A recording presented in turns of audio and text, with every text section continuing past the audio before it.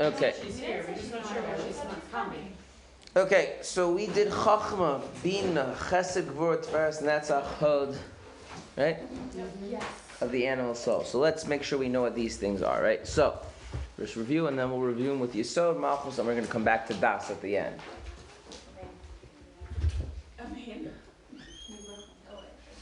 Okay. So, I'm going to throw this out to you. Chachma, what is the Chachma of the animal soul? All about yourself and how you're important and ego. Right. It's right. It's that starting position in your mind, which is a lie, but presenting it as a truth, right? That's what makes it the impurity against Chachma is that it's not false. It's a falsehood purporting to be to the truth, right? And the falsehood is that I'm really that important, right? Yeah. And that has many different dimensions and aspects, but that's the Chachma. Okay, what's the Bina of the animal soul? It develops our chachma into something. Right, develops our Chachma. And that has two main manifestations. One is the scheming we do to figure out like how to get what we want, right? Yeah. Right. I'm using scheming because it's negatively tinged, right? Some of us would think of that as being more, mature and about planning for a long-term future, but it's the same thing. Right. And the other manifestation of that is interest in secular wisdom, right? That the idea that the world is just an object of understanding in its own right, further reinforces our sense that just me and my world are important. Right? Okay. What is chesed, the animal soul? Draws us anything towards our animal soul. Right, draws us towards anything which is not godly. Yeah. That one's the simplest one. That's the most intuitive one, I think.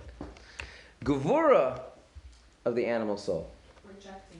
Rejecting godliness, right? And that one's actually counterintuitive, right? Because that can show up in some very interesting ways. What are some ways that Gevura of the animal soul can show up? Having objection to being more firm than you. Having objection to being more firm than you, right? Or a thing that people that are from. I don't get that. Why? Well, how does that have to do with rejecting godliness? Like why other people are doing it? Well, I mean, the most obvious one is that you just object to godliness outright, right? But that doesn't usually show up so much, because rejecting godliness outright usually involves being anti-religion, anti-God, and all of that, right? That's a very extreme thing. It usually shows up where you're objecting to. Because let me step back for a second. What's the difference between being religious and God? Like religion and God. There's a very big difference. And the key difference is that God is actually someone, and religion is like a set of practices and behaviors and observance, and there's obviously a connection between the two. So like whatever level of religiosity that I'm comfortable with is like fine, right? Now, again, the Gevura could like object to the idea of God imposing on me, whatever, right? But for the person who's like learning Tanya, like that's not really how it manifests. It manifests like rejecting God in proxy. So like whatever level of religiosity my animal soul is comfortable with, for whatever ulterior motives it's comfortable with, is fine. But then when someone else is like taking it way more seriously than me, then that's like kind of rubbing God in my face. And also therefore seeks to delegitimize, like, oh, that person is just pretending they don't really mean it. Right? Both of those are trying to take the God out of the religion, in other words. See what I'm saying? Yeah. Okay. So it doesn't object to Torah and mitzvahs. That's the thing. It doesn't object to tefillin per se. Now, if you're a secular person, tefillin is overtly godly. Right. But if you grew up religious, or you've been religious for a long time, tefillin's not overtly godly. It's just like it's part of life. But like, him is putting on tefillin is like, that's... There's too much. Yeah. You see what I'm saying? Mm-hmm. Okay. Tiferes. Tiferes has two manifestations. Compassion and glorification. Compassion and glorification. So what is the Tiferes of the animal soul? Making a big deal out of Glorifying yourself. Make a big deal out about yourself, right? Right? And we do this. Now, again, we do this often in proxy, right? Very few people are that immature that they just talk about themselves directly all the time, right? But if you're sensitive, right, usually, right, you can hear I'll give you an example. This I just happen to think this example is quite. It speaks to my heart. That's why I'm using this example. If you there's something called an academic paper. You've heard of academic papers. I don't know if you've ever had the pleasure of reading an academic paper, but academic papers often talk about the researchers and the state of the researchers and what the researchers are interested in, as if that's just as interesting and compelling as the actual subject matter. So like you'll read, so it'll talk about the state of sociology and but the actual topic of what it's covering is almost, if you take a step back and you actually read it, it sounds like they're talking about themselves and their professions, and then the thing that the profession is supposed to be about is almost secondary. Now it's not like I'm this and I'm that and I'm this, right? It's done in a very subtle way, right? But it's almost like there's this infatuation with our role as physicists rather than the actual physical universe and that kind of thing. And a way that people talk about their vacations, like the Grand Canyon, like I mentioned yesterday, right? And it's a subtle thing. And the more mature you are, the more clever ways you have about making a big deal about yourself without making it so blatantly obvious that's all about yourself. Okay. And the other thing is compassion. Now, compassion, right, is to the sense that we don't want to put too much pressure on ourselves. We don't want to our health, our finances, our sense of stability and security. These are untouchables, and rather than thinking of them thinking of ourselves as an expendable resource in the service of God, if that's really what's needed. Right? Mm-hmm. Okay. Netzach. What is the netzach of the animal soul? Pushing for the wrong things. Pushing for the wrong things, even though it doesn't make sense. It doesn't make sense to you, and you don't even really like it. Yeah. But you're pushing for klipa anyway. Okay. Mm-hmm. There was a Jew who was a well-known atheist. And he said that if he ever gets ill and loses his mind and starts believing in God, everyone should know ahead of time that it's just because he's delusional. It's not because, as he gets older, he's come to see the light. Funny. Right? The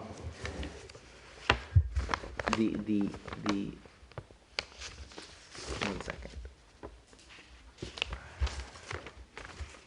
This is all from there? Yeah. Okay, what is that again? Is that from Masada? Yeah. So the quote is it's so short and so powerful that I'm going to actually just read it in translation, okay? Is the sense of stubbornness, even though the thing isn't good for him, and even though he has no appreciation of why it should be good for him, nevertheless the person has a stubbornness and strong resolve to do what's wrong. That's it. There's a sense that there's almost that you become that. And then you can see this play out sometimes in little children, right? Where they're doing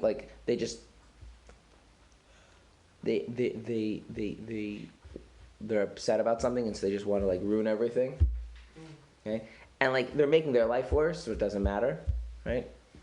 But if you think of it less as a temper tantrum, more as something actual, that there's this kind of a commitment to klipa. Not I enjoy the klipa, not it appeals to me, but you've kind of committed yourself to that. Right? And you're too stubborn, you're too invested, you're too locked in to back down. Does that make sense? Yes. Okay. And then hod is where we're dragged after the klipa because we don't have enough of a backbone to stand up and say, wait a minute, this is false, this is ridiculous, right? That make sense? Yes. Okay. Fine. Those are the different traits of the animal soul, right? Okay. Yesod. So the thing we need to know about Yesod is that Yesod is quite tricky. I'm just going to show this to you. So you see this little short paragraph here? Yeah. This was Netzach. See this little short paragraph here? Yeah. This was Hod. You see this long paragraph here? That's Yesod. Yeah. I'm not covering everything here about Yesod. No, I think it's fine. We know a lot about Yesod. Right. Okay. So we're gonna talk about Yesod, and when we finish it, we're gonna do Malchus. If we have time, and if we finish that, we'll go back to Das. Okay. So what is Yesod? So, for most of these, I've not actually talked about the translations of the word at all. Yes. And I maintain that that's an important thing to do. However, here, I'm going to, because I think it helps ground things, because you can start talking about Yesod in such a way that it gets very... Okay. So the word Yesod really means a foundation. Now, if I say the word foundation, what question should immediately pop into your mind? Foundation of For what? Right. What is the foundation of what? Right. Okay. So Yesod is the foundation of the connection between two things. Generally speaking, between two people, or it can be brought between a person and something else. But we're going to go with two people because it makes it clearer, okay? So you're a person and you have connections with things, right? Mm-hmm. Okay. And we're going to focus primarily on your connections with other people, my connections with other people, right? So you have a connection with other people. What is the foundation of that connection? What you both want. No. Foundation of that connection. There's many connections that are not based on what you both like. What you connect. What? What you connect. That's right. The foundation of a connection is that you connect. That's exactly right. This is a very... I'm very impressed you got that right away. What? It's so obvious. It's so obvious what's counterintuitive, because the thing is, like, if you have everything but you don't actually connect, you have no connection. If you connect, then everything else can build on top of that, right? So now you have to think, well, what does that mean? So you have to think, like, okay, so what does that mean to actually connect? Like, what is this fundamental level of connection which is foundational to all connections, right? You hear what I'm saying? Yes. Okay, so I'm going to talk, again, we're going to do this with the Kedusha, and we're going to do this with Klippa, okay? So first off,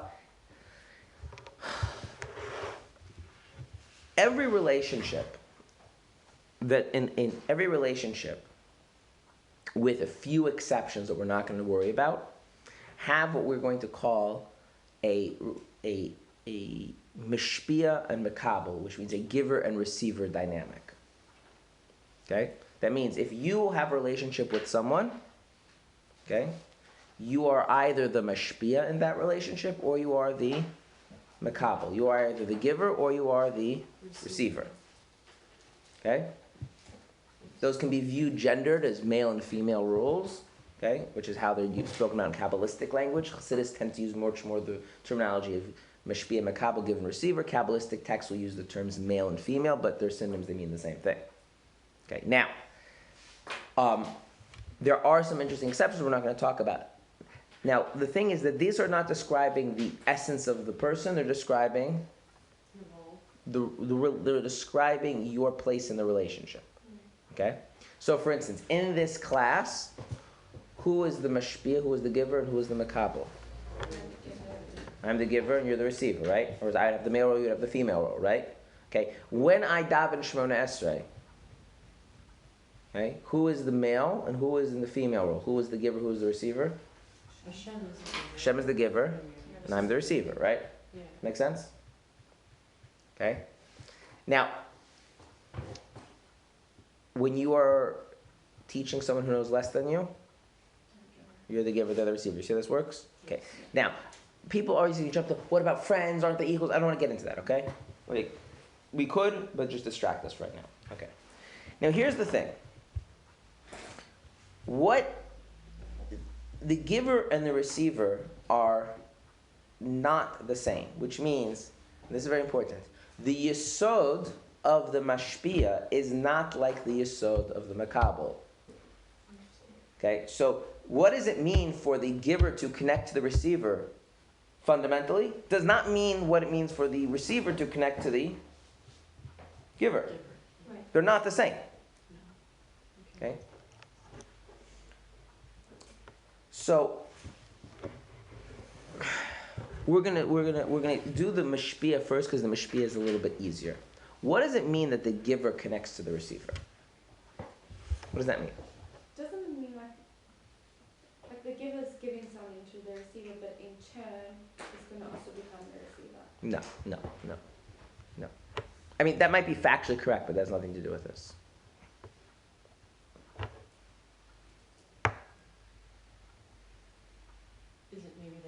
see that there's a place to give. Okay, that's part of it. There's a place to give. That they know they're going to give something. No, is it that they know that they can give, but it won't just be given, it will also be received? Because I feel like you can give to people. Well, that's going to be true. That is going to be true, and that's a dynamic that we're not going to spend a lot of time on, which is that it actually, the whole relationship starts conceptually by the recipient. In other words, you can have a recipient without a mashpia, but you can't really have a mashpia without a recipient. I apologize. This is supposed to be off. I thought there was like another siren. Yeah. In other words, just give you a very simple example, right? Nobody would enter the teaching profession if everybody knew stuff already, right? You only enter the teaching profession because there are people there to learn, right? But you could have people who would like there to be a teacher, but there's no teachers in the universe, right? Right? It would be nice, like, for instance, if there was a teacher who could teach us, like, how to master ourselves, right? But there isn't, right? So, but that is true, but that's a side point. Or it's not a side point. It's not the main thing I want to get. What does it mean that what is the goal of giving of the mashpia? What's the mashpia's goal? The other person should receive. So where is the priority in the mind of the mashpia? The other person. And the other person. The other person's receiving is an end that justifies itself. Okay? So if we think about it, right, that, if you give tzedakah to a poor person, right, the goal here is not that you gave tzedakah. The goal is that the poor person should have what to eat, right? Yes. So if the poor person has what to eat without you giving, Well, then Then you should be happy. then would the mashpia be okay with that? Would the mashpia be okay if the poor person had what to eat without me giving them tzedakah? well, the point is to give. Yeah. No, because the point is, No. Because they want that person who giving tzedakah to receive their tzedakah. right, what's the highest form of tzedakah? Where you give and the person doesn't know who gave it to you? No, give them a job. Oh. Yeah, it's the highest form of tzedakah. Because now they're not poor anymore. Because the idea is, what's the highest form of teaching? That the student knows and doesn't need to come keeping back to the teacher, right? Yeah. And if the student can figure it, you don't really need a teacher then, right? But the idea is that the mashpia... Wait, well, no, but that, I agree, but now then that contradicts what you said before. What? You said the mashpia is not happy when it happens. No, the mashpia is happy. Oh, he is happy when the poor guy doesn't use them. Right. Oh. Okay. So then why is it... So the thing is that the being a mashpia means, and there's a phrase here that's very important to learn. It's called hanachas atzmusa, which means putting yourself on the side. The mashpia has put themselves on the side and has dedicated themselves to providing something to the makabel. Right? So the idea is that the mashpia looks at the recipient and says, this person is lacking something. This thing that they're lacking, I can give. And therefore, that changes myself, and I am now setting whatever concerns myself on the side in order to give them what they're lacking that I possess. Now, if you think about a teacher, right? If you're teaching people, then you have to be teaching them on a level they can understand, right? But if you're qualified to teach them, then your own level of understanding is higher. So you should actually spend time, if you were interested in your own personal development, learning more on your own. This is actually why many teacher professions have a concept called a sabbatical. Because what happens when you spend a lot of time teaching? You don't take care of your own. You don't take care of your own learning. And someone who really values their own learning, right, really doesn't want to be teaching. They really can't be bothered by teaching. I don't know if any of you are in university, but you probably noticed there were two kinds of professors. Professors who enjoy teaching, professors who don't. Professors who enjoy teaching, they actually feel this idea, this sense that there's these students' minds who are hungry for knowledge, and like it means something to them to dedicate time and energy to provide that. And then there are others, they're like, that's just like a cost of, having tenure, that you have to teach some classes. But they really would just spend rather time doing their own studies and research. Okay. So the mashpia is somebody who, if there would not be the recipient, the mashpia would often be doing something else, going loftier and deeper into their own whatever. But because there are these recipients, whether in actuality or in potential, right? They've set their own individual life aside and devoted themselves to providing. Now, obviously, there's degrees to this and forms of this. Okay? Does that make sense? Yes. Okay. So the key thing with the key thing with the mashpia is that his connection to the recipient is that he is willing to forego everything about himself that makes himself superior to the mashpia in order to reach the makabel. Right? There is that kind of dedication, devotion, loyalty, pick whatever synonym you want, to the recipient, that anything about himself that gets in the way of really reaching the makabel, he has no problem setting aside. Does that make sense? Yes. Right? And by the way, when you get when the makabel gets a sense of that from the mashpia, right, that makes the mashpia more effective, right? If you have a teacher where you have a sense that this teacher really is doing their utmost to reach the students, right, and that comes through, right, the students are much more willing to receive. Okay. So there's this is the dynamic of the mashpia. The mashpia is someone who they have this hanach them setting themselves aside means setting whatever makes them superior, not to come down to the level of the recipient just to hang out with them, but to bring whatever they can down to the level of the recipient so the recipient can actually receive it. Because their main priority is the recipient being filled up. Okay. So where have they placed the center of their world? Where is the mashpia's world orbits around what? The recipient. The recipient. That make sense? Okay, now let's talk about the recipient. What does it mean to be a recipient? This is all talking about from the perspective of what it is these things are in Kedusha, in holiness. What does it mean to be a recipient? That you're Willing to take.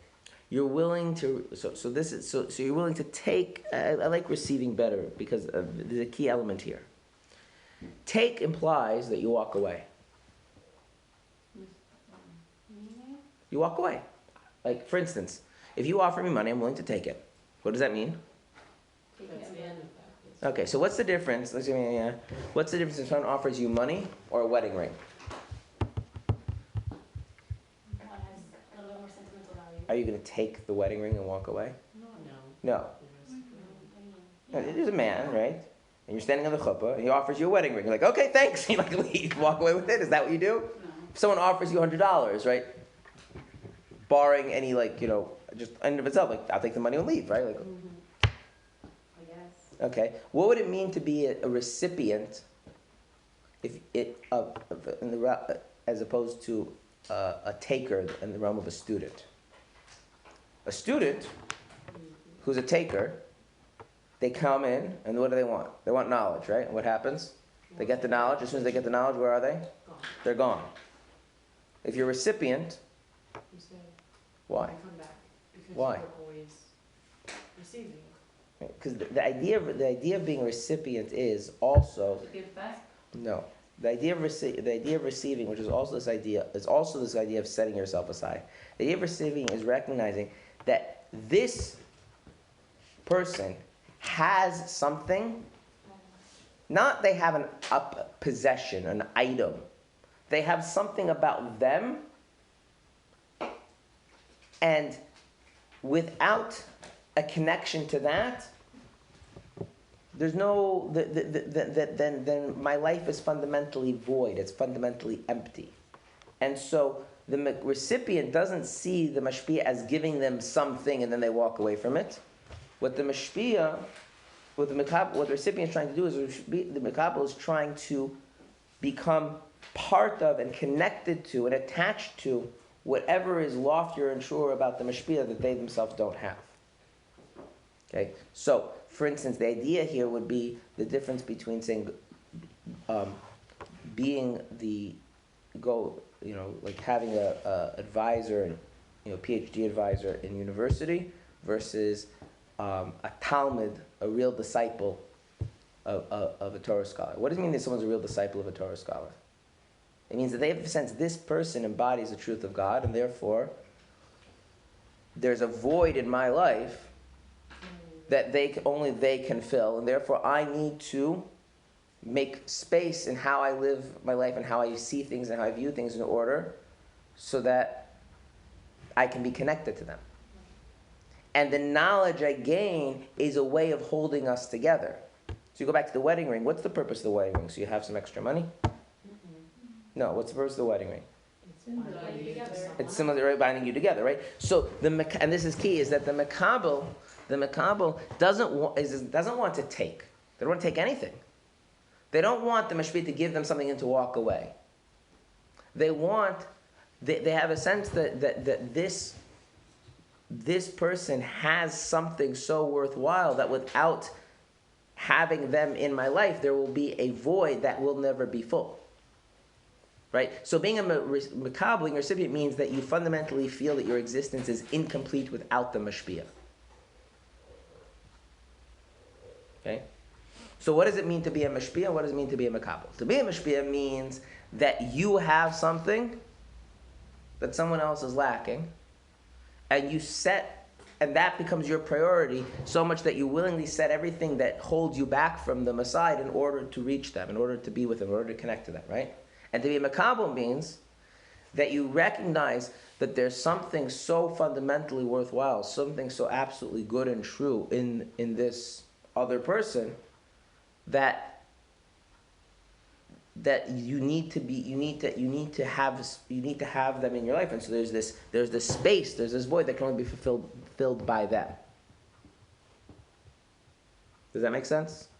Yeah. Okay. Now if you have two people that have that kind of relationship with each other, what kind of bond do they have? Friendship? It has to be friendship. The quality of the bond. It doesn't have to be friendship. It could be friendship. Husband and wife. It could also be a rebbe and a chassid. It could also be a parent and a child in different ways, right? But what's the quality of that kind of connection? It's a relationship. Is that breakable? Can you break that? As long as those two things are true. No, why not? Because they're in each other. That's right. In other words, the mashpia has set themselves totally aside in order to reach the makabel, and the makabel has set themselves totally aside in order to make space for the mashpia. Right? So each one has placed the orbit of their life around the other, so they just keep orbiting each other. Okay? Now it's different, right? Because the disciple, what does it mean the disciple's life orbits around the teacher? Is that everything in the life of the disciple is how do I receive? How do I make space? How do I feel that void where I'm lacking the teacher? How do I open myself to receive the teacher, right? But it's all arranged, it's all organized around that receiving principle, whereas the teacher is the opposite. The teacher is, their life is organized, how do I reach the student? What's preventing me from reaching? What's holding me back from the student? Okay? So for instance, before the student, and use the example of the student-teacher meeting, before the student and teacher meet, we're using them as an analogy, but again, any relationship that has holiness has this dynamic. Mm-hmm. How does the student prepare for a lesson from the teacher? Opens himself up, make yourself acknowledge that you know. Acknowledges he doesn't know. Acknowledges he doesn't know, right? Removes any distractions, right? Probably reviews things that they learned the day before so that they can add on to that. Well, that depends if they were supposed to be receiving something new or not. That depends. Let's talk about if it's something new. Then they totally try to clear their mind, right? When the teacher is teaching them, they don't try and understand as the teacher's talking. They just try and absorb like a sponge and wait till later to process, right? They arouse themselves feelings of trust, right? Because they're going in right? If we look at it as a power dynamic, right? The teacher has all the power there, right? Mm-hmm. So they have that they really trust the teacher, right? Now, what would if we talk about how the teacher doing it's different? The teacher really has to think about what the recipient is capable of receiving, what the recipient really needs, right? How can I present to them in a way that really reaches them, right? So they're doing a lot in order to either make space for or reach out to the other, right? Now notice making space for and reaching out to are not the same thing.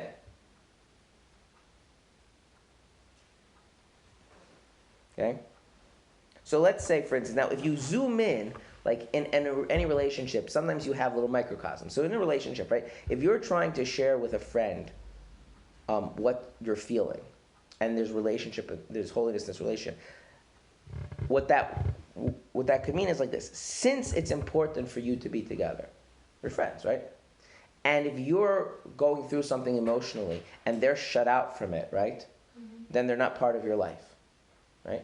And they want to be part of your life, right? And they feel it's important to be part of life. So you have to figure out, how do I share what's going on with me in a way that they can actually receive it, right? Or the other hand, my friend is going on something. How can I just like live my life as if nothing, as if like it doesn't matter? Is there no space in my life for the other person's emotions to be felt? So again, you would have that same thing, right? One person is trying to figure out, how do I share my emotions in an authentic way that really reaches my friend? And the other one is, how do I make space to really receive and hear what my friend is saying? Right? Those are not the same thing. They're not doing the same thing. But the common factor is that they're putting the focus not on themselves, but on the other. So there's a very big difference. If I'm the mashpia, putting the focus on the other means figuring out how to reach out to them, how to bring myself to them, how to take what I have and present myself and whatever it is in a way that they can actually appreciate, they can actually absorb. And to connect as a makabel means the opposite. How do I clear myself and empty myself and become receptive to what they're offering? So those are very different flavors, but what's the common factor is that you're setting the focus, the center of everything in the other party in the relationship. By the way, in this context, is it possible to have a relationship with an object? No, right? It doesn't make sense to have right? In holiness, there is no such thing as yesod except between two beings, right? So between you and another person, or between you and God, or God and you, right? That's it, right? There's no yesod between you and like an object. Wouldn't really work, right? Okay, so you get the idea of what yesod is? Okay, and if you think about it, everything about a relationship goes through yesod, right? The quality of everything depends on this foundational thing, which is how much as you as a recipient are open to the other, and how much as you of a giver are genuinely trying to reach the recipient. In other words, how much do you put the focus on the other party in the relationship? And that's what binds you together. That's the foundation of all connection, is that connection. Good? Okay. And by the way, notice here the split between the mashpia and makabel, male-female roles is extremely important, right? What if you mix that up? Is it going to work? Like, You never have a bit of both. You can. Let's take a relationship. Where people are trying to have a relationship with each other, but there's some level of equality, right? Yeah. Let's say like friends. So then obviously there are times where one is sharing the other and the other is making space in their life for the other, and reverse, right? But even there you have to figure that out. So let's say you're having a conversation. This can happen between friends, spouses. Yeah. You're having a conversation where one person is sharing what's going on with them and the other person's receiving, right? But those roles aren't clear to each other. So both people are trying to share. What happens?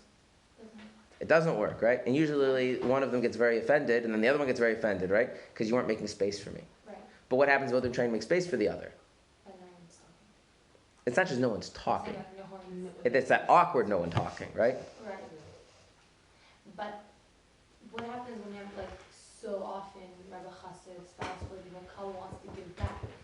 So the not a teacher or student. What? No, so there's a lot of dimensions to receiving. One of the dimensions of receiving is that the recipient is changed by receiving. Right. So giving back does not really mean the same thing. For instance, what's the best thing you can give back to a teacher? Changing. Proof of knowledge. Proof of knowledge. You want to give something back to the Rebbe? Prove that the Rebbe is your Rebbe. Prove that the Rebbe actually reached you. To you. Right. But in other words, you validated their role as mashpia. That's what you're doing. You're not giving them. It's not really switching the roles around. This is what? Rebbe, how can you prove, like? How can you prove it? Other people? No, in your own personal life. So what about with the teacher? To the teacher or to like fellow students from the class or your friends or whatever? Like, if somebody taught you something, right? Mm-hmm. Let's say I'll give you an example. There was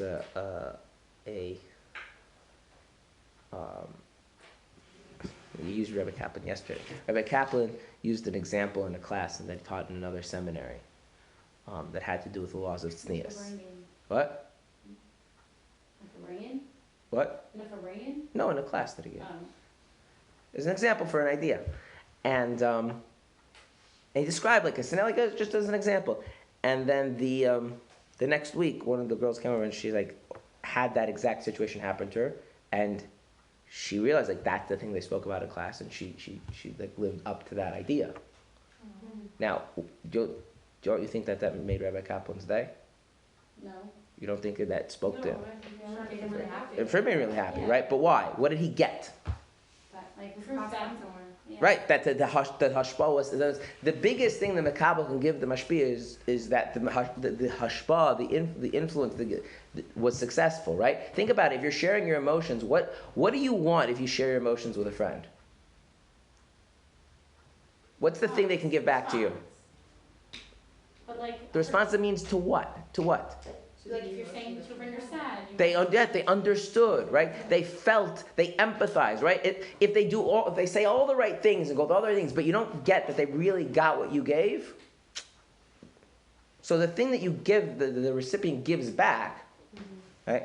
So there's this whole discussion about what that means, that the recipient gives back. But it's very important to understand. It's not only just flip it around, it's arbitrary. Like it doesn't change. Okay? I mean, if you want to think of the biggest example, right, is like, there's husbands and wives, right? And on a very physical level, husbands give to wives, and the result is that the husbands end up with children, right? But that's not the wife giving back. That's the result of the wife receiving. Right? The wife receives that means something, and it ultimately manifests the fact that there's children, right? So there's this idea that the recipient receiving something, that something is accomplished, and that something is meaningful to the mashpia. That's the giving back. But it's not like, oh, let's switch roles now. Okay, now now it's my turn to be mashpia, your turn to be mekabel. That's. I mean, again, some relationships have that back and forth. It's just a deeper level. Right. So if we speak, for instance, on the level of two adults having an emotional relationship, it moves back and forth. Because sometimes one person's sharing their emotions, sometimes the other person's sharing it. We're talking about knowledge and wisdom. It generally doesn't flip back and forth because one person just is superior than the other. If we're talking about biologically between men and women, well, that's kind of fixed, right? It really depends on what the relationship is that you're talking about. Okay, but it's not this like, oh, it's not like it's like sometimes, for instance, a student can be talking, but the talking is part of receiving, like when they're asking a question. Right. That's not giving back to the teacher. A lot of times, it's obviously taken for granted by people that the woman ends up being the mekabel and he's the mashpia. In what In a context? relationship. So here's the thing. The only case where it is strictly the case where men are the mashpia and women are the mekabel is biologically. Okay, This is but very the important. way- I'm saying emotion, like not like that. I'm saying how Emo- it plays out. Emotionally, there tends to, so the thing is, we'll get to when we get to the animals. I want to cut you off because when we go through the animal soul and yesod, then we'll talk more about that. Okay? So we're missing information. Okay? Just saying, not always the woman is a couple. I am aware of that, Right. Okay. but there's like an important piece of information that's missing, which will explain a lot of things about the difference between, how things really are and how things are often talked about in classes. Okay, good? We'll get to that missing piece. Okay, but this is very clear? Yes. Okay. So what's the common factor between the Yesod of the Mashpia and the Yesod of the Makabel? Is that where are they putting the central point of their interaction, or ultimately in the highest levels of their life? In the other. And the result of that is that for the Mashpia, that means figuring out how to conform yourself into a way to reach the Makabel, versus the Makabel is how do you make yourself genuinely receptive and responsive to the Mashpia. Right? Those are very different roles. Very different modes of doing it. Yeah? Yes. Okay. So what's Yesod in Klipa?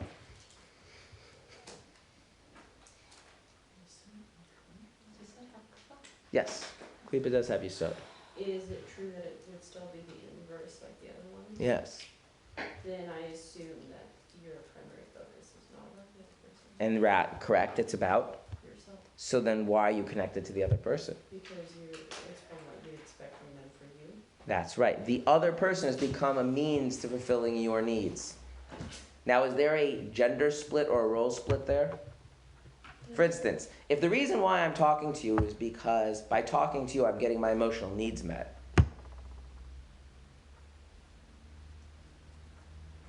and the reason why you're listening to me is because you're getting your emotional needs met, then we're fundamentally doing the same thing, which is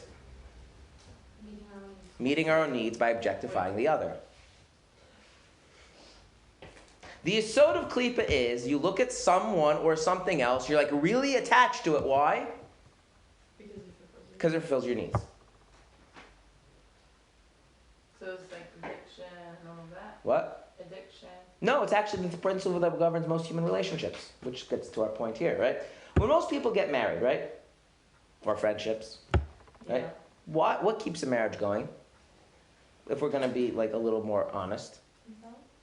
Well, most of us, especially in the modern world where divorce is considered a legitimate option. No, what the other person gives to them. Yeah. It's like, I have my needs. If my needs aren't getting met, the marriage is going to be over, right? I mean, we don't live in a society. I don't think so. That's You don't true. think that's very It just true? depends. Prove your case. Yeah, What? for sure. Prove your case. For Of course, sure. like we like to say that, but at the end of the day, it's not Like true. to. It is true. Now, there's more crass and kind of selfish kinds of needs. Those more Then there profound would be needs. a way higher divorce rate. What's the divorce rate? I don't know. First marriage is 50 in the United States. 50%. What? 50%. Is One it out of every most- two marriages, first marriages ends in divorce in the United States. And 60% of second marriages. Okay, well, It's very high. And the divorce rate in the frum world, much lower. But guess what? It's Going up. because one of the things that keeps people married is one of the things that keeps people married is there's three things that keep people married, other than what we're going to talk about in class. Economics, okay? Which, if you have a society what where... works on financially, is it? Well, yeah. For instance, if you have a society where women don't work and men do work, right, then you have a problem with getting divorced if you're a woman, right? Okay. Okay. Another thing is the laws. So, for instance, if you have no fault divorce laws, it's easy to get divorced. No fault divorce means if one party wants out, they're out. In halacha, by the way, you don't have no fault divorce. Like, let's say one party wants to get divorced. Can they force a divorce on the other person? No. No, in halacha you can't do that. Just As a sound. general rule. Well, I mean, one of the things it does is it on the margins prevents divorce. So it depends like what society or the law system, in this case the Torah's primary value is. By the way, it works both ways. People don't know that. It's not that just women can't force a divorce. Also, men can't force a divorce. So when they talk about women who are changing in marriages, though, There are also men who are changing. men can. There are loopholes that apply to men, but in the vast majority of cases are not available to What do them. you mean you can't force a divorce? Right now, there's like loads of people waiting to get to know who's forcing them. Said everyone It's forcing very them? no. Force a divorce. I don't want to get into all the halachas. What it means is like this: in most places in the Western world, they have what are called no-fault divorce laws, which means not every place. Which means you go to the judge and you say, "I want a divorce." The judge is like, "Okay, you're divorced." There used to be laws where you need to have fault divorce. Where you need to justify why the marriage should dissolve. Now, what the levels of that are different, but I'm just thinking very basically. If who does the law protect more? The partner that wants the divorce, the partner that doesn't want the divorce, right? So if you live in a society where the law says the partner that wants out has the power, and you live in a society where women have reasonable access to money, right? And you live in a society where divorce is a socially acceptable option, So then it's What's the reason? So then what's the reason why people stay married? Happiness. Because they think that in some way, shape, or form they're getting some kinds of needs met. It could be happiness. It may not only be happiness, right? Unless happiness is their need. That's right. But I want to be broader, right? It could be something else. Could be that their needs are met monetarily. Yeah, it could be their needs are met monetarily. It could be any whatever. But There'd be a lot of needs being met. If Right. the monetary one, the happiness, Or the their Right. kids are like that. it could be it could be the children. It could be the fact that like their parents got divorced and the idea of getting divorced feels like personal failure. Who knows what it is, right? Doesn't matter. The point is Their needs are met. their needs are being met. Now here's the thing. Even if you talk about it on a much loftier thing, okay? Let's take not divorce, it's not the bad. Let's talk about the good end. Let's say the relationship is really working. Yeah, how do most couples that have a really really good relationship? What makes that work? Is that they take a very conscious effort to make sure they need each other. they're meeting each other's needs. So what does that mean? A person making a very rational calculation, which is like this: I have needs, right? Not just even very very lofty, deep needs, right? That can be met by being married. But the only way the marriage is going to work is if I provide for their needs. And the other person has the same notion, right? So they understand that meeting each other's needs is win-win, right? And they start thinking of it as a team effort. And they become very closely bonded together. Right? And if you think about it, right? Your closest friends, why are they your closest friends? They make you feel better. They meet your needs for whatever those needs are, right? So do we have needs to feel understood? Yeah. Do we have needs to feel supported? Do we have needs to feel all sorts of things, right? And other people can provide them, right? And so, yeah, you can have it in a very selfish way. This is what I don't understand is that you sort of you can think of it as selfish, but I don't want you to think of it as selfish. Selfish is where you're like, you're doing it's in a way where there's no consideration for the other. So like if what connects me to someone else is that I'm getting my needs met, but I have enough wisdom to realize that for this to actually work, I have to be considerate of them, right? Yeah. And I genuinely do care about them because one of my needs is to actually have a genuine relationship, right? A genuine feeling of connection, right? Not just feel like we're using each other, right? So that's also Yesod of Klipa. It's a more refined, right? And the realm of like, if you're not going to talk about godliness, there's nothing wrong with that. So you're talking about two human beings. It's like, it's really important for us to have this relationship, whether it's a friendship, it's a marriage, whatever it is, right? And the reason why it's important to me, because this relationship really does meet my needs. And I realize this relationship won't thrive unless I take care to meet your needs. And you have the same thing. So like, that's great, that's wonderful. But at the end of the day, the center of each person's life is Me. Right? Which is why, like, if you go down to some core elements about like, this is what you were touching on about like husbands and wives, and like it's not always true that the man is always the mashpia and the woman is always the recipient. It's because a lot of the relationship, not on the biological level, but on the human level, is coming from which part of them? Their animal soul, right? And in the animal soul, Your husband is, you said in the Nefesh is. for the most part. Let's be honest, for the most part, that's what it is. Now, For the most part, all the spheres, most of us are, okay, I don't know, Yeah. but it feels like most of us express the animal side. that's right. But the thing I want to, but now let's say like this. Yeah, is it okay? I'm skipping a little bit later on time. Is it okay to use things which are klipa but not forbidden in order to accomplish mitzvahs? Is that an okay thing? Well, It's the way klipa. the mitzvahs. It's klipa, but without the klipa, you're not going to get the mitzvah. But it's not forbidden. So yeah, you can. Yeah, because like, what's an example of klipa? Like, I don't know, everything. It's not a mitzvah, right? So, Coins. okay, what? Coins. Money is klipa, but you Everything. right, everything, right? You go to work. Okay, so now here's the thing, right? Candlesticks. Do you have needs? Yeah. Okay, everyone else has needs. Yeah. Okay, if you can get your needs met, and someone else can get their needs met, and you can use that fact in such a way to build a stable Jewish family, which allows you to accomplish the mitzvahs of having children, the mitzvahs of education, the mitzvahs of Abbas Yisrael. Is there anything wrong with that? No. No. But let's just not fool ourselves. That's Right. you're the relate. Now, in other words, what you're doing is you're using klipa in the service of God, and there's like this becomes more the chapter of chapter 17. Okay, we're gonna.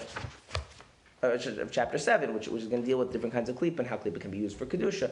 But if you read the Rebbe's letters, by the way, about like Shalom Bayis, you basically never find this idea, well, the man is supposed to be the mashpia, and the woman is supposed to be the makabel. Like, it doesn't really... Right. He talks about, like, you're not perfect, you have to be considerate of other people, to be a mensch, right? You have to figure out how to understand each other. Because at the end of the day, what actually makes... If you are your animal soul feels strongly connected to those things and people that meet its needs. So you have to figure out how that's going to be true about people you want to have strong relationships with. What if you don't want to have a strong relationship with someone? Then what is your animal soul going to have to do? Realize that this is not meeting any need. For the animal soul, Yesod is one-dimensional. It doesn't have that male-female dichotomy to it.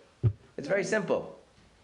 If I feel something provides my needs, I become very deeply attached to it. If I don't feel it provides my needs, it doesn't feel deeply attached to it. That's what Yesod of Klipa is. And it's not always bad or forbidden, any more than any other thing in Klipa. Now, from the perspective of Kedusha, there's a problem, because where is it placing the focus? Where is it placing the focus? On yourself. Whereas Yesod of Kedusha is always about placing the focus on the other, which causes you to radically change. So if you have two tzaddikim who are married, I would guess the male-female dynamic and ideals probably manifest much more clearly. But I don't know, in a real life relationship between real people, if you can figure out how to be honest about what your needs are and figure out how to meet each other's needs in a way that's a win-win and mutually building in the service of the values of Torah mitzvahs, that's great, that's wonderful. Why should you, you don't have to pretend to be the embodiment of the perfect makabel. No, you're a person with needs, right? Oh, so we don't need to mold into a makabel. I mean, there is a level in which, on average, there will be more makabel-like elements of women and more mashpia-like elements of men. But that's like saying men are stronger than women. Is it true that men are stronger than women? For the most part. If you think about it statistically. It's statistically true, but is it true about any individual man, any individual woman? No. Is it true that men are better at math than women? No. Statistically. Really? Yes. Yeah? Yes. I would think the opposite. Yes. Most men I know don't know what 2 looks like. Because from boys that went to high school that never looked at numbers. Okay. Now, Men are good at that. yeah. By the way, is it true that men are worse at math than women? Yeah. Yes, it's also true. How does That's that? very If you know statistics, because people good at stuff works in a bell curve. No. You know what a bell curve is? Most people are on the average. The further away from average you go. It's really bad in math. Okay. Well, You're a girl. this is my bad version of the bell curve. Yeah, this is the bell curve. Okay, we don't know. I'm at. Okay, so these are people that are really good. Sorry. These are people that are bad. These are people that are good. And this is the number. So this is more. So more people are in the middle. Very few people are really, really exceptionally good at math. Very few people are really exceptionally bad at math. Make sense? Okay. Now, if you break this apart into men and women, this is what women's curve looks like, and this is what men's curves look like. Which is, men are more spread out. So I'm over-exaggerating. So there's more men that are really exceptionally good at math than there are women. And there's way more men that are exceptionally bad at math than women. So the thing is, there are things that can be true. I don't get that. Can you say that again? The distribution for men is No, flatter. more men are, but the women who are If you- better than men are way better than men. There are more men that are way better that are on the top end. Than there are the other way around. Numbers, no, but the women who are better than men are way better than the men. Is that what that's showing? No. No, What it means is like this. The average man is better than the average woman. There's more top men than there are top women, but there are also more bottom men than bottom women. No, so the average, look how many the women are average middle. of women are better than the men. No, because the distribution, the mean point Look is. at the middle. This I'm is the looking at middle. Right, so the What's middle, the men and middle what's is the women? average. The top one is the women. The average woman is over here. The average man is over there. Right, so who's higher? The man. It's not higher, look at the The signs, top- it's good and bad, it's not. But there are more women Oh. Yeah. who are it's not- decent Oh, at math. Yeah. That's right, Right. right. So this is what I'm saying. When you talk about these things, that's why I'm using this as an example. When you talk about these things, so if you start thinking of things statistically, then a lot of the things we say about male and female dynamics will hold true about men and women's psychology. For instance, I'll giving you an example, right? That most men will feel uncomfortable with the idea that they can't do something and their wife is taking care of it for them. Now, that's a statistical truth, right? It's not an absolute truth, right? Whereas women, statistically, not only are they okay with that actually, right? So that dynamic, right? One spouse is taking care of something else because the other spouse has a hard time with it. Is that a thing that brings them together or drives them apart? So that tends to be statistically gendered. But like, if you go down go a little bit deeper, which is interesting, at the end of the day, just getting their needs met. So the man might have a need to feel respected and accomplished, and now that's belittling that need, so it's not getting it met, right? Whereas the woman feels a need to be taken care of, and so that. But at the end of the day, from a chassid's point of view, is like, forget what the needs are. Like what's going on at the end of the day is that on the level of the animal soul, why do you feel so? What is the foundation of any relationship, any connection you have with anything? Is it meets your needs. And in kedusha, what's the foundation of any relationship? The other. And if it's the other, well, there's a very big difference if you're reaching out to the other or you're receiving the other. Male versus female, mashpia versus makabel. Can that happen with between a Rebbe Chassid? Is there a way for a holy relationship to be klipa? No, then it wouldn't be holy. Those are. I'm saying so. There can't be a Rebbe Chassid relationship where the Chassid is me. Oh no! So but you could have a relationship where the Rebbe's relationship with the Chassid is quite holy, right, but the Chassid's relationship with the Rebbe is not. Could? Sure. Sure. What? You could have a relationship where the Chassid's relationship with his Rebbe is all about meeting his needs. Meeting whose needs? The Chassid's needs? The Chassid's needs. And the Rebbe's relationship with the Chassid is all about trying to bring godliness and life to the Chassid. I'm really excited about this. Because it's quite true. That's just, if you're honest with it, that's the difference between, like, all the people that run to all sorts of tzaddikim for brachas and segulas and things, like, what's motivating them? The Rebbe complained this. People only come to me when they have problems. Yeah, that's fine. So yeah, Okay, fine. It's better than not coming, right? Like, the worst thing to do, by the way, the worst thing to do is not to have any needs. Because if you don't have any needs, right? I'm talking about the level of a human being. What happens if you have no needs? And no one could give to you. And then you can't connect with anybody, right? Yeah. There's a That's so sad. It's sad and it's disturbing. There are people whose goal in life is to not need anything because that makes them invulnerable. They're powerful. They cannot depend on anybody. Nobody can hurt them. They don't need anybody. So it's all about them. It's all about them, but they're not even willing to expose themselves to vulnerability of attachment to anybody else because then they can't get hurt. But they're not really powerful. No, it's an illusion. Yeah. Okay. I mean, someone who doesn't need anything is more powerful. Not powerful. If they genuinely don't need anything, but this is making it as if. Right? This is something. Train yourself to not need anything. No, you can suppress the fact that you need something. There's a difference. Okay, well, And you can it's so exalted. No. What ends up happening is this. If you're a teenager, you've probably tried this. And if you're a reasonably healthy person, you grew out of it for the most part. Why? Which is that as a teenager, one of the things teenagers try to do is pretend they don't need things. And then they hopefully realize, sometimes consciously and unconsciously, that that's like a miserable existence. People who don't realize that end up developing all sorts of neuroses because, like, the mental strain of trying to deny the fact that you have needs for, say, security, companionship, acknowledgement, validation, actually just destroy your psyche and you become like a very disturbed person and you wouldn't want to be that. No. Now, if you genuinely don't need something, I mean, you don't need it, like, fine, whatever, right? But that's a different discussion. Actually love their whole lives like that. Yeah, there are people like that. Miserable necessarily. Yeah, they are. They just don't. They don't recognize it. What do you mean? But not If actually you're doing that. suppressing all your needs and pretending like you don't need them, then you're gonna end up being miserable. All you're doing is watching. And you'll convince yourself you're not miserable. Anyway, do you understand what Yesod of Klipa is? Yes. Okay, so Yesod. So I want us to understand this. Yesod of Klipa from a perspective of Chassidus is evil, right?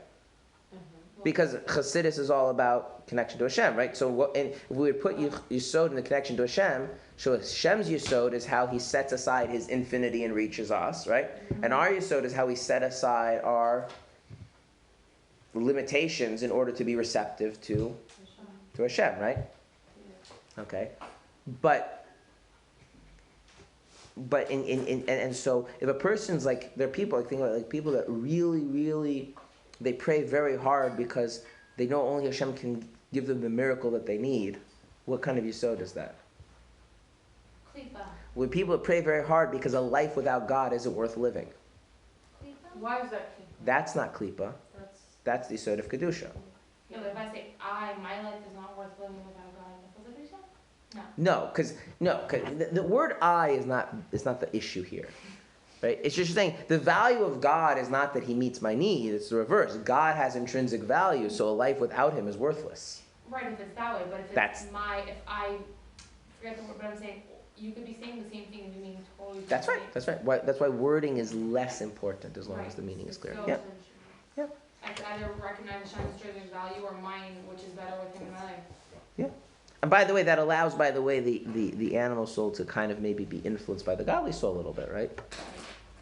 Like, you can get all your needs met if you know, the godly soul's life without God is worthless. And then he tells the animals, with God in your life, you get all your needs met in the best way possible. Right. And they can get on board, right? Okay. But it's not the same thing. Right. Okay. So Yesod, right? Yesod is the foundation of any connection. The foundation of any connection in Kedusha is the other person. And the foundation of every connection in Klipa is yourself. And so your attachment to other things is because they serve your needs in Klipa. Right? And in Kedusha, now it depends whether you're in the giving or receiving role. Right? So there are three roles. There's the giver, the receiver, and the taker. Giver and receiver are Kedusha, and the taker is Klipa.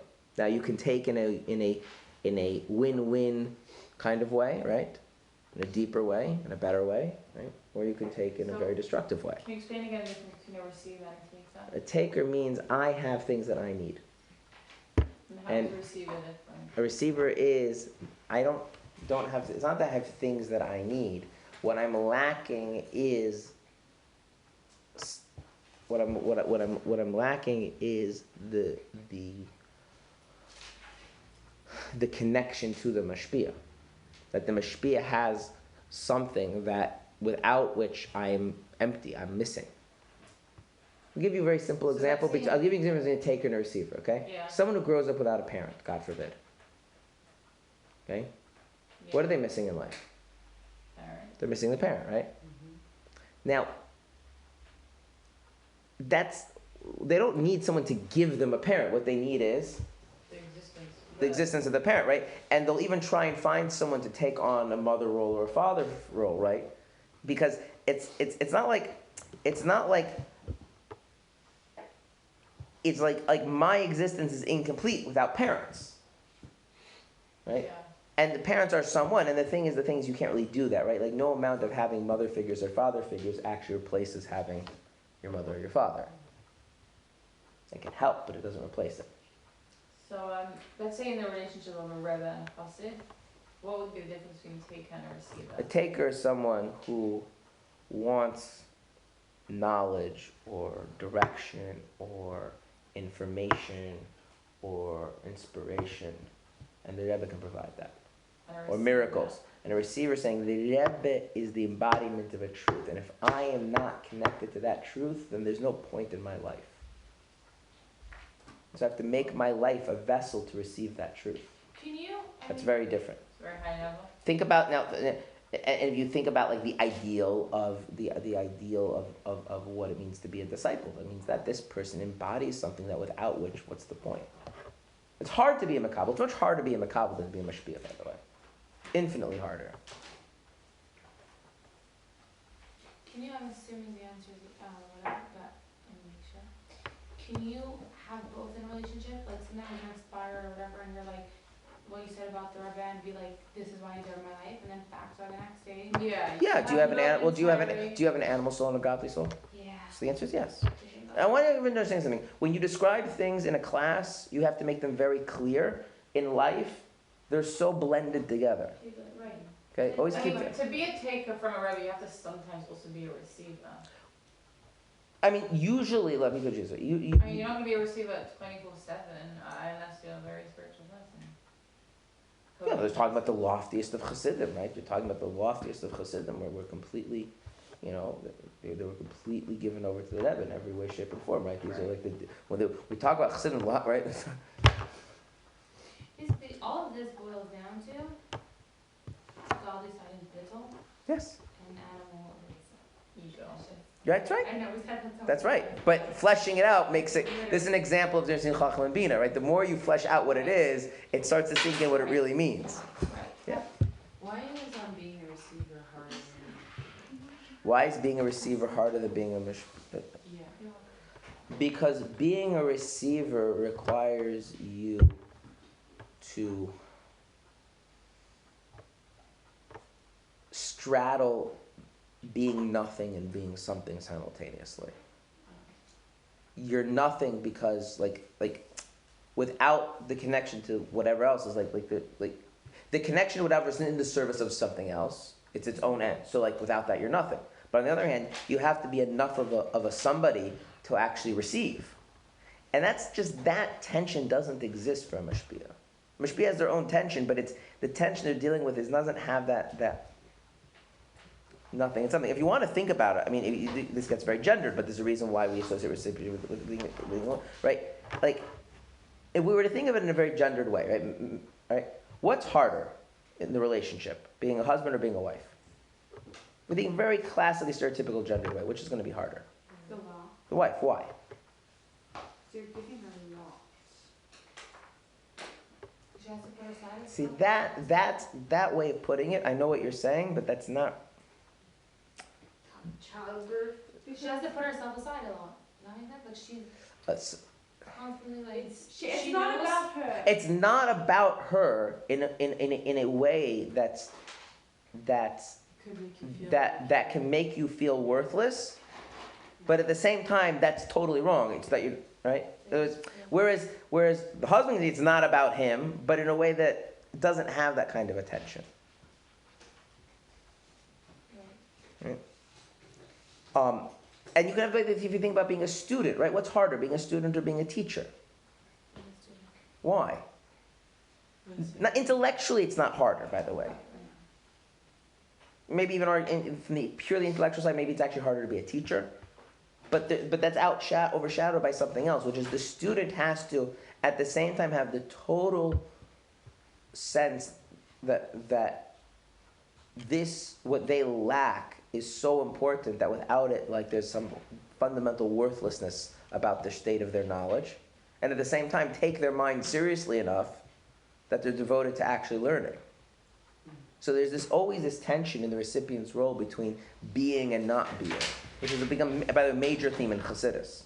By the way, Chassidus speaks about this as the reason why the Makabel touches on the transcendent essence of Hashem more than the Mashpia does, because the Makabel has this tension of being and not being built into that mode, whereas the Mashpia doesn't really have that.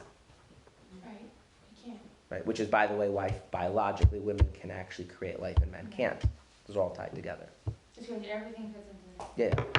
But the thing I want to point out here, which with Yisod, is that the idea that you split Yisod into two only makes sense if you're talking about from the perspective of Kedusha.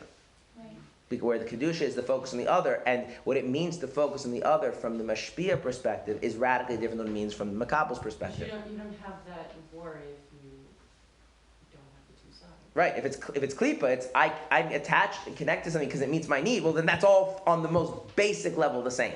Even though it might be gendered in how it manifests, it's fundamentally the same. That the reason why I'm so attached to whatever or whoever is because they do something for me. Yeah. That's Yisod of klipa. Good. Mm-hmm. Okay. Is Yisod of klipa evil in the conventional sense of the word evil? From Chassid's perspective, it's evil, but from the no. Now, there are forms of it which are, right, where you're blatantly using somebody or manipulating somebody, right? Yes. But then there are ways which we would say are quite psychologically healthy, right? Mm-hmm. Good? Okay, we have 5 minutes. We'll do Malchus. So what is Malchus of Kedusha?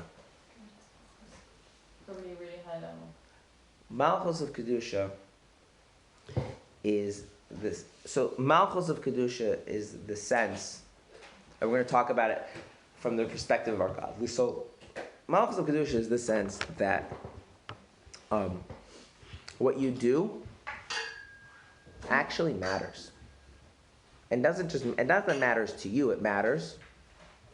Hashem. That's right. Does it really matter if you turn off the light on Shabbos? It's Hashem. And is Hashem the most real thing there is? Yeah. So does it really matter? Yeah. Does it matter more than whether or not you live and die?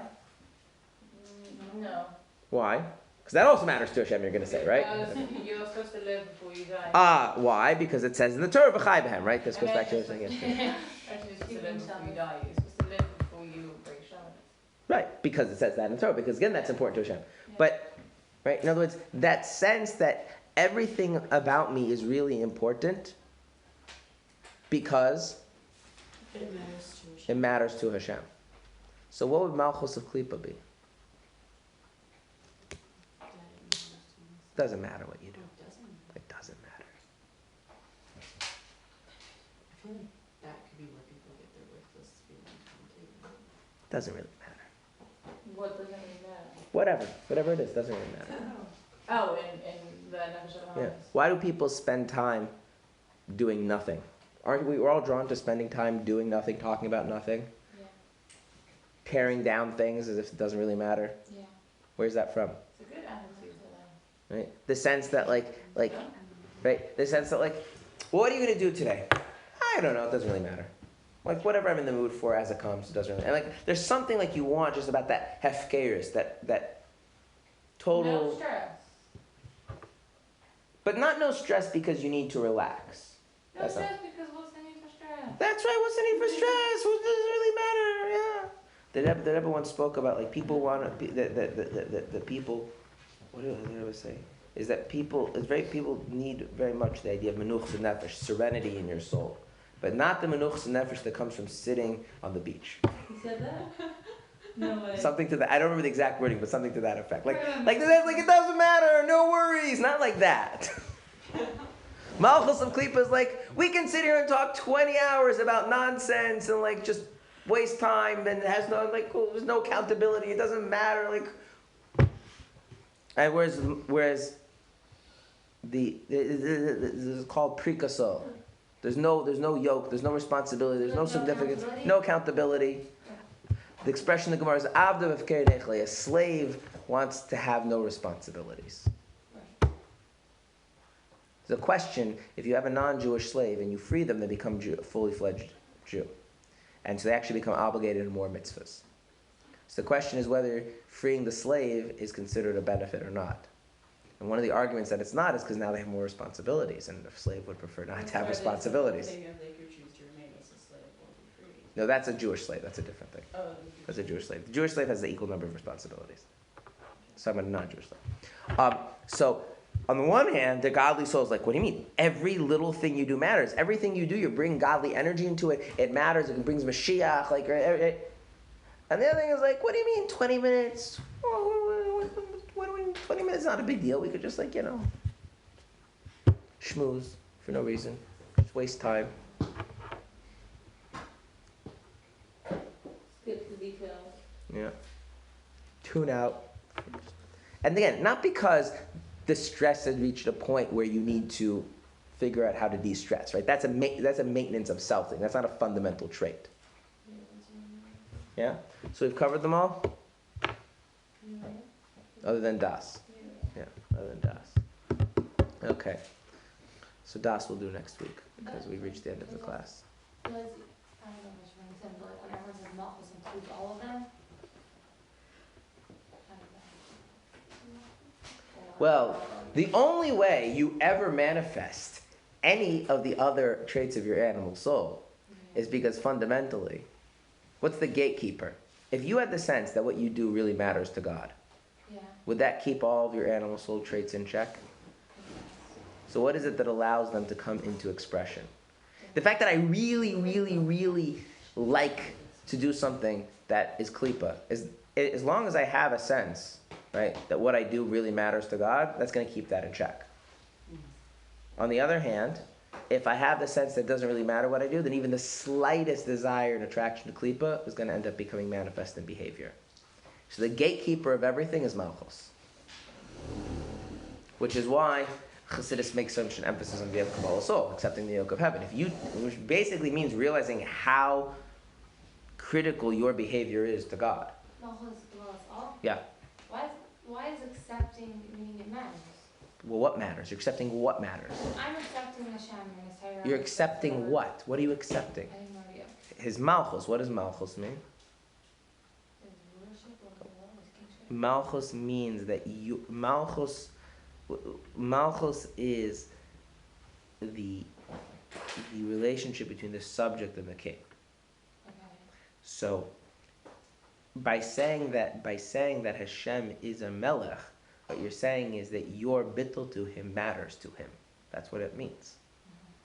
And so if you have, you accept him as a melech, you don't accept him as a melech. You accept that when Hashem says to light Shabbos candles, that really matters, or you don't accept that really matters. Now, you can break it down. There's Malchus Shemaim and Ol Mitzvahs. I'm not getting into the exact details, but that's in the general theme. That's what that is. And it's not a behavior, right? Malchus in holiness is not a behavior. Malchus in holiness is a mindset. You've accepted the responsibility that God has placed upon you. So Malchus in the Nefesh would be like a very, very from to the halacha thing of Zoom? The person who takes that seriously, right? Not everyone's going to have that. Well, everyone's godly soul has that. Everyone godly soul, right? You feel like you're on a mission from God, and it really does matter. So Malchus takes things seriously. Takes everything about God very seriously, regardless of mood, regardless of circumstance, yeah? Mm-hmm. And you feel like Malchus makes you feel like you're on a mission from God. And what is Malchus of Klipa? Yeah, no. That you're on vacation in the Bahamas. Like life is supposed to be your smorgasbord, and like if you feel it, you should do it. Right? You know that attitude, if you feel it, you should do it? The whole secular world. That's called Malchus of Klipa. Do what you feel like. Do what you feel like, right? That's why it's nothing of its own and it contains everything, right? Yes.